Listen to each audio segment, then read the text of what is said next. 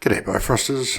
Yes, I'm finally doing another video, and I'm not going to promise anything, but I hope to do more. So what we're looking at today is a locator in a field of cubes. Yes, that's right. That's nothing right now. But as you can probably see by here, what we're going to be doing is making a Falloff Field. So right now, that's a very small Falloff Field. The way I've done it, I have tied the size of the field to the locator's scale. So if I scale that up, you can see the Falloff Field start to happen. This is based heavily on Roland's work, who did the amazing Falloff objects in Bifrost. This is the same, but without using the volume axis field as a display, and also probably not as good as Roland's. So right now it's just a sphere, but I'll show you how to make this in case you want to experiment on your own. As you can see, it's doing spherical Falloff stuff, and it's doing it quite quickly. This is a 25 by 25 grid of cubes, instance, scaled, and this is where the Falloff comes in, then baked. The normals are updated. I'm hardening the normals and then outputting. So that's the setup. We're not going to go through how to make all that. You can just take a screenshot and do it yourself, really, if you like. Quick Grid is that's one of my nodes. I'll put a link to my GitHub in the description. But here's where the magic happens. So we have a field, the size of which is based on the scale of the locator and the position of which is based on the position of the locator. So you can do cool stuff like this. I put this together for my MASH project. I'm recreating MASH and Bifrost and posting, again on the GitHub, I'm posting progress on that as we go. So look for that in the description. So basically this is just a spherical Falloff object. It's all done with fields, and yeah, let's jump in and I'll quickly show you through it, as I do, as is my style. So we have, importantly, this is the transform of the locator coming in, gets split up to scale, quad, and translate. I'm taking half of the scale to provide my radius, and you can see that goes all the way down to here, where it's working out the field scope bound so we can see things. And I'm also transforming the field by this, and I've cut the scale in half, so because it works as more of a radius than a scale. Let's get rid of that because that's just unprofessional, Val. So what we do is we take a position field and a sphere field. Now a position field is a vector field and a sphere field is a scalar field. Yes. And as you can see here, the output is a scalar field. So how do we get the vector field to a scalar field? The first thing we do with these three nodes is we take the sphere field and make it a mask field. And what a mask field does is a field whose value is 1, where the input scalar field is positive, and 0 everywhere else. So essentially we're turning this scalar sphere field into a mask for our vector position field, which you'll see how we're going to build this in a minute. These two nodes will reverse that field. It's just subtracting the mask field from 1 to reverse it, and then I'm multiplying the position field here with this new mask. And this is how I turn it into a scalar field. I'm getting the length of it, and again reversing it. This is just an F curve where 0 becomes 1 and 1 becomes 0. So at this point we have a scalar field, and we are then multiplying this reversed scalar field with our reversed mask field. That is essentially the basis of this entire thing. We're then transforming it by the locator, putting a Falloff field on it so that we can change the Falloff, multiplying it by the magnitude, and outputting, which is great. All this free-for-all down here, this switch, is because I decided to add some noise to it, like that. And I'm just doing that with a normal fractal noise field with the frequency and seed controlled from outside the compound. And again, this comes in, and when this is false, it's just putting 1 through to this multiply, so it's not changing whatever's coming through here. So that's the basis of it. Let's build it, shall we? Here's a scene I prepared earlier. It's nothing, there's no Bifrost, it's just a locator. First thing we're going to do is create the graph and get that locator's transforms in. So the way we do that is we go to the node editor, like so, and we're going to need our Bifrost graph, whatever you decide to call it. We just need the shape. I just press 3 there to get that to expand, and I'm going to take the world matrix of the locator, and I need to plug that into Bifrost, but there's nothing here I can plug it into. That just means I need an input here. Now, I have a script to do this, but the quickest way to do it without a script is pop down a value, get a matrix, get a 4x4 matrix like this. Doesn't matter what that value is, we're just using it to create this plug. I'm going to delete it. Now I have a value, so we'll rename that. That'll be fine. You can see here in the node editor, this is turned up. If I hover over my world matrix, you can see it's a type matrix, and there's the value, and that it's a sort of a teal color. And now you can see when I come to this node, this is the only plug that I'm able to connect it to. That is everything we need to do on the node editor for now. We don't need to do anything else. So what I've done just by doing that is that all of the positions in here are now coming into Bifrost for us to use, which is great. So let's get some real estate going. And so the very first thing I'm going to need to do is a position field. Like that. Just because I want to see what I'm doing as I go, I'm going to put down a couple of scopes. I'm going to put down a vector field scope, and I'll put down a scalar field scope. This way we can look at things as they go. So let's just plug in the position field to the vector field and the diagnostic out.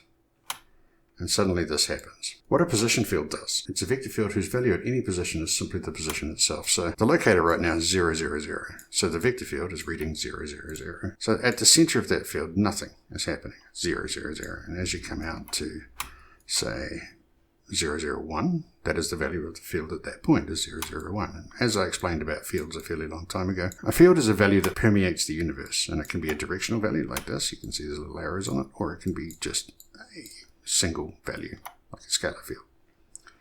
So the reason this looks like a great big cube is that my bounds are minus 10, minus 10, minus 10, and 10, 10, 10, and there's 30 divisions. So I can change that so we see less of them, change that, see more of them. That's the quickest way I can think of to explain a field scope. Anyway, this is all good. What I need now is a sphere field.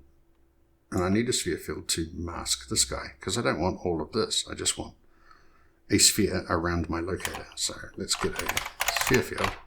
And we can look at that sphere field as well. We can plug that into the scalar field because it's a scalar field. You can tell by just hovering over that output there, and it says core field, scalar field.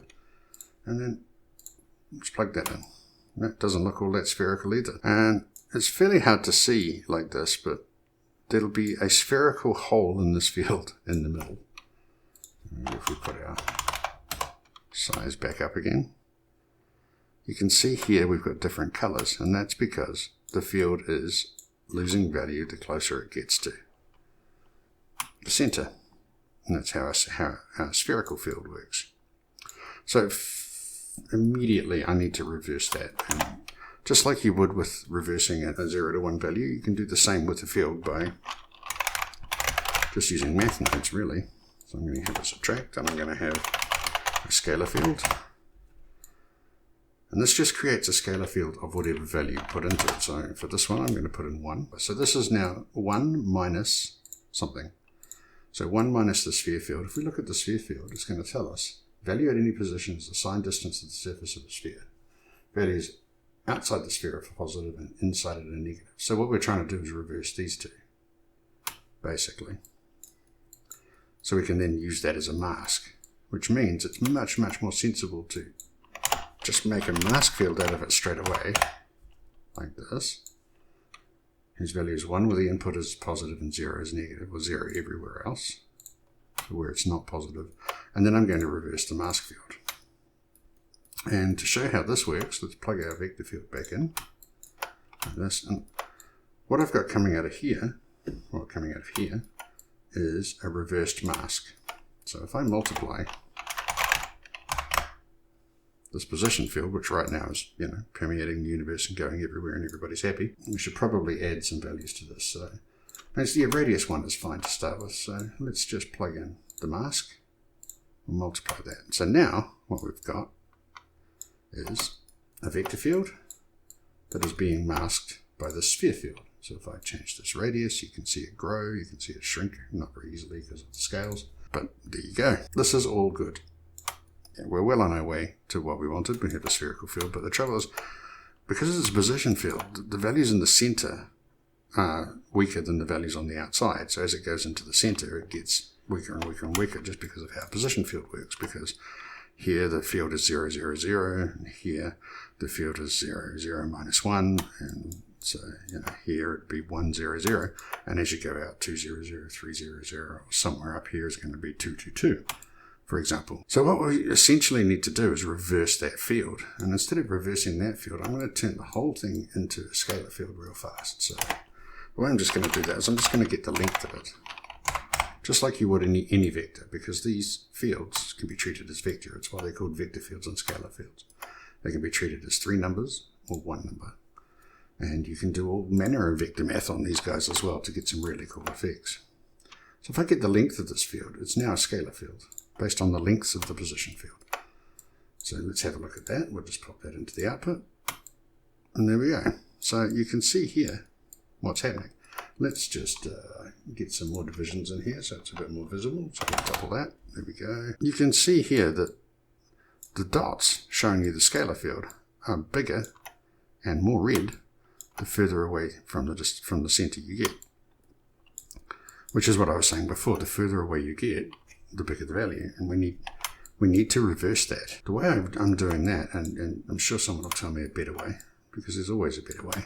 And there's always a more elegant way, and there's always a way to do it that's just less nodes or less calculation or gives a better result for everything.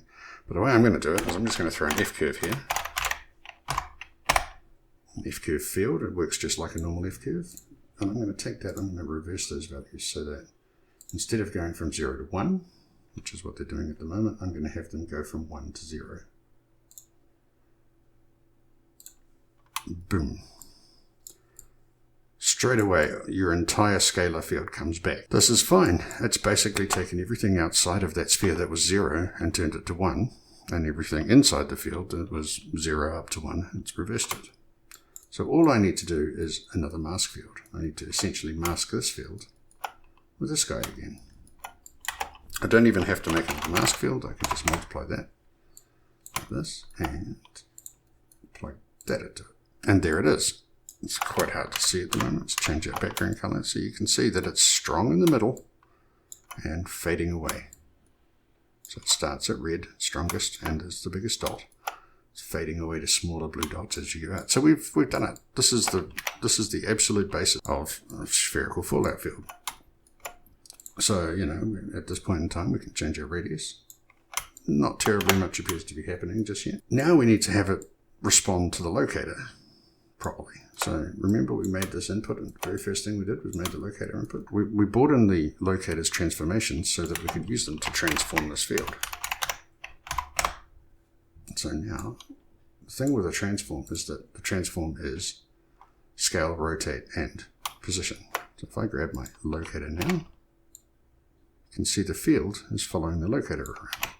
And if I make the locator bigger, you can also see that the field gets bigger. And this takes away all kinds of faffing about with position and radius here. Now we're just providing a spherical field with a radius of 1 at 0, 0, 0, and any transforms that we want to happen to it, we can do on the locator. And this is just a really, really quick way of getting it from outside of Bifrost to inside of Bifrost. So I'm able to carry all of the transforms in and apply them to the field, which is absolutely perfect. Last thing to do, what if I want the field to be stronger? Well, I'm going to need to multiply it to give it a magnitude. Right now it's a field from 0 to 1. So I just multiply that, and I need to multiply that by a field because we're working with fields, and specifically a scalar field. So that's easy. We've done that one before. We'll take this guy, copy him, drop him down here. This value here is going to become our magnitude simply by multiplying the field by this number. So now if I take this, I've got a value. I can pull that value up and you can see the field getting stronger and stronger and stronger and stronger. And again, if I pull that down to under 1, you can see the field just fading away, withering and fading away. Lovely. Almost there. Last thing in the field creation is that I may want to change the fall off of that field along the edges. So if I very, very quickly, I'll use my quick grid node. Now I have a grid of, let's do 20 by 20 points. I can take a look at that grid to see what's going on. There we are, 20 by 20 points. I'm going to make a quick cube. It's 1 by 1 by 1. And I'm just going to make quick instances. So the grid is my points. The cube is what I'm instancing. Let's turn that off to avoid confusion and throw down a quick terminal. There's my cube. My cube could possibly stand to be a little bigger, so we go 5 by 5 by 5. Cool. So now I've just got a great field of cubes. Right now the field isn't doing anything to those cubes at all because there's the field and there's the cubes and they don't meet. So what I need to do is apply something to this. So let's go for a scale. Scale points. That's how I did it before, which is great. We'll plug that in there, we'll plug that in there, and we'll get rid of this one.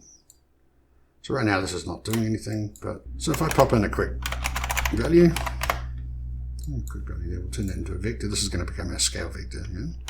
Now we get 0, 0, 0. What I want to do is scale it in the x by 1, and the y by 6, and then the z by 1. So now if I plug this into my scale, you can see everything scales. Just to make life a little better looking, I'm going to turn on base to pivot in my mesh cube. Now we just have a big bunch of cubes that are scaled. 1 in the x, 6 in the y, and 1 in the z from the basement, from the center of the base. So I'm going to use this guy, my scalar field. I'm going to use that as the weights on those scale points. And as soon as I do that, you can completely see what's going on. So now all of these have gone back to 0 because outside of my field everything is 0. What the weights plugin does is it basically says, I'm going to have a look at the info real quick, proportion of the scale factor to apply. So a weight of 0 leaves the current scale as it is. Everything outside of this field is 0, so it leaves the current scale as it is. A weight in the range 0 to 1, which is what we've got in here, when we don't play with the magnitude, scales by a proportion of the given scale factor. So that's, you can see, like in the middle, they're closer to fully scaled, and on the outside, they get less and less scaled as they go out. It's perfect. If we wanted to see a much more detailed version of this, and we'll just go back to the quick grid. So we've got a much denser grid now.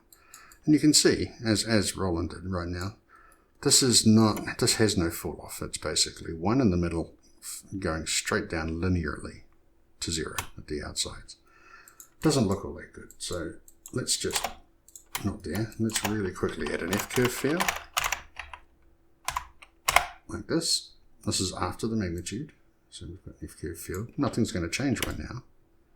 If we go in the right view, you can see the linear fall off as it does. If we go in here and then change this to something like that, you can see now it's a smooth fall off.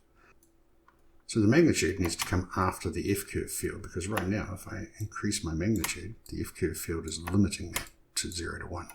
And that's not what I want. I've just popped that into the wrong place. So what we'll do is we'll pop that back in.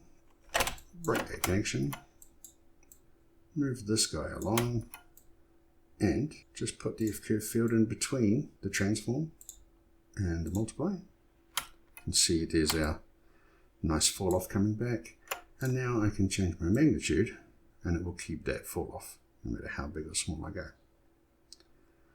So there you go. Everything else outside of this very simple, well, not even this can go away. This isn't part of it. Don't need that anymore. This is the thing I'm using the field to affect, so that can be whatever you like. It could be points on a single object. It could be, you could drive displacement this way. You could do all kinds of things. Anything that has a weights on it, you could use this to drive, because this is just, the output of this is just a field. So really quickly with these nodes, just go back through it again. We set up a position field and a spherical field. We used the spherical field as a mask. We inverted that mask just there. We then multiplied our original position field with the mask, which got us the nice sphere in the middle. We got the length of those. We used an F-curve field to reverse the directions, and then suddenly we had points everywhere. So we just multiplied by the mask again, which is what we wanted to do. At this point, we applied the transforms of the locator that we got in first thing, which allows us to, of course, move and scale our fall off however we like. Also allows us to rotate it. So you can get quite a lot of good effects just by really simply adding this in. Now we added our nice fall off with this fall off field, and this, if you look over at the other file, and I've piped that out to the outside of the compound so that you can access that fall off just from the compound. That controls the fall off of the field. Then we multiplied a scalar field into here as a magnitude, so now we can have as much magnitude as we like. Originally, I put this in the wrong order and put the fall off generator before the magnitude, which means that everything was limiting to 1, but then we fixed that. From there, out we went to the scalar field scope to see what we're doing, and that's our final field. So yeah, feel free to ask me any questions about it. Hit me up on Discord as always, And yeah, in fields and waves and playing with locators. And a huge thank you to Roland for the inspiration. I've had a look inside his compounds, and the man's a wizard. I absolutely and totally will stand by that. The man is some sort of wizardly sorcerous beast, and he does awesome things with fields. So check out his stuff as well. All right, thank you very much, and I'll see you later.